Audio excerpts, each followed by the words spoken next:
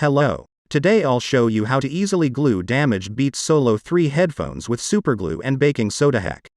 It really doesn't matter if they are Beats Solo 1, Solo 2 or Solo 3 headphones. All headphones can be glued using this Superglue and Baking Soda hack method. If you look, you can see that headphones are fully broken. To do this, you will need Superglue and Baking Soda. They together make instant cement. Then you need also some plastic bag. I use old bag from bread to cover headphones body and save it from glue. Use also painting tape.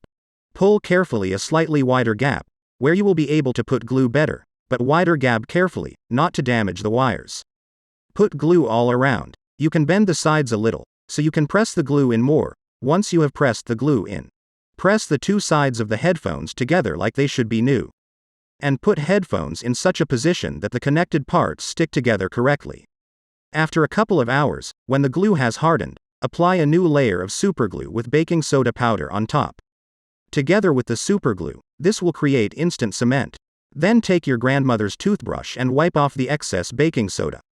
Do the same on the inside. Don't save the baking soda.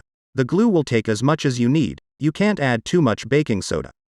Wipe off the excess baking soda. Then apply the superglue over the top again. Press it into all the gaps.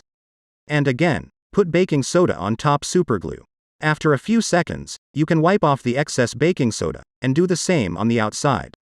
And again apply superglue over the top, both inside and outside. And again apply baking soda. Wipe off the rest baking soda. In my case, I applied 3 or 4 coats. Carefully remove all painting tape. Take your grandmother's nail files and peel off any instant cement roughness. Wipe off any splinters. Clean glued part. Remove protective plastic bag. Clean all headphone body. Personally, I prefer to have insulation tape over the top. It gives extra durability and seems to look better.